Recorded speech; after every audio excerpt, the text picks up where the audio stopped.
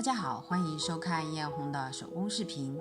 今天给大家仿做的是枕上书白浅大婚时候的头饰。这个头饰因为只能找到正面的图片，所以本期视频做的是正面的冠和两边的簪子部分。如果有小伙伴有背后的图片，可以私发给我哦，到时候看再出一个下集给大家，集满整个头饰。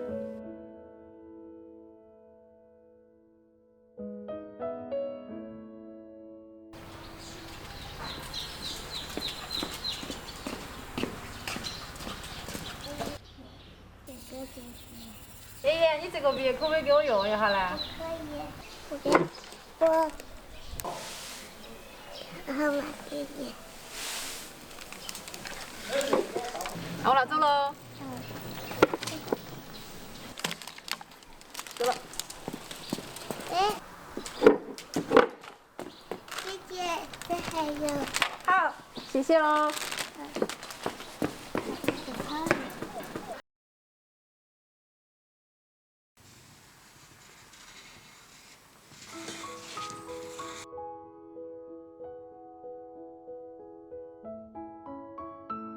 这个头饰的难点就在于骨架部分。一般这种整体的骨架都需要金属来铸造，或者是机床来压制。没有这些，对于一般人在家里是很难复刻的。一直想解决这个问题，于是就突发奇想，开动大脑。这里我无意间发现了 3D 笔，或许可以解决这个问题。于是我就尝试了用 3D 笔来做一个骨架。因为制作这个的时候快递还没有开运，所以有些部分只能用我现有的材料来进行制作，有些细节部分用到了代替的材料。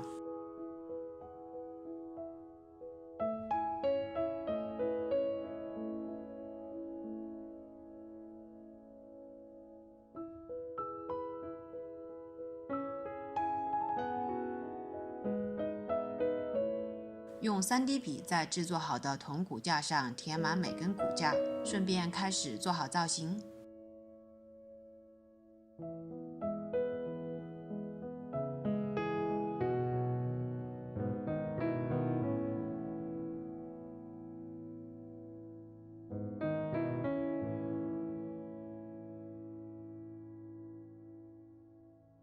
本来想用一个颜色，但是每个颜色没有那么多，所以这个骨架就变成了彩色的了，感觉真的像是小朋友的玩具。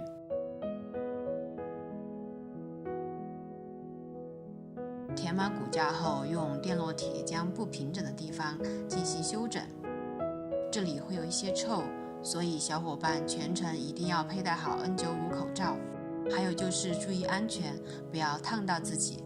接下来就开始打磨，将不平整的地方尽量打磨平整。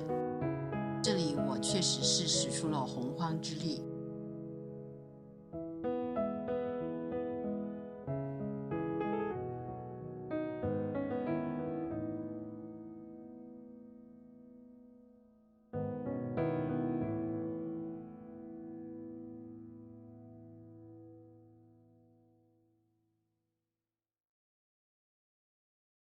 有粉末的部分用热风枪吹化，这样会使表面更光滑。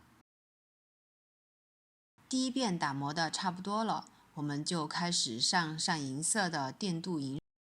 这里关于饰品的选色，我也纠结了比较久，因为图片中感觉是白色的，但是又好像是银色。为了和其他配件统一，所以我们这里统一的用了银色。待干后，在表面上涂上 UV 胶，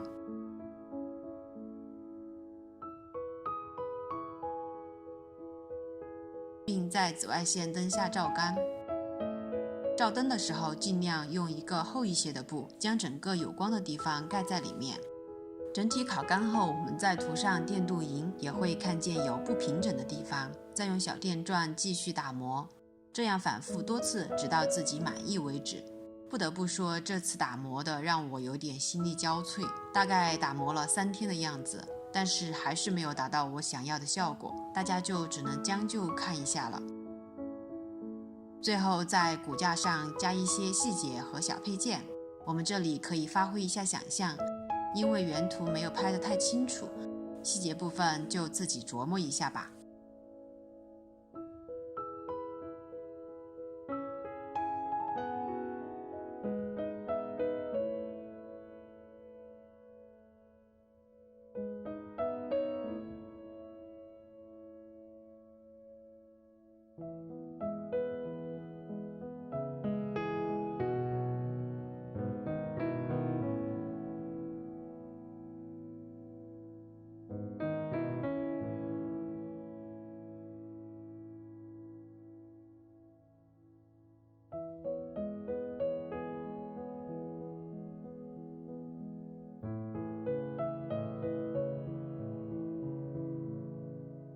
这里流苏是34根，将所有的流苏连接到主体的冠和两边的簪子上，我们的头饰前面部分就完成了。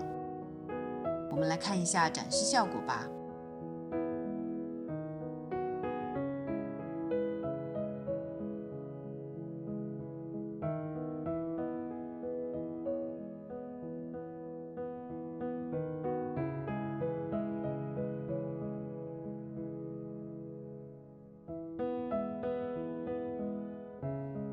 视频中出现的有一些操作，小朋友不要模仿哦。3D 笔必须在父母或者老师的带领下使用哦。大家喜欢本期的视频吗？喜欢的话记得点赞、评论、关注我哦。好了，本期的视频就到这里哦，我们下次再见，拜拜。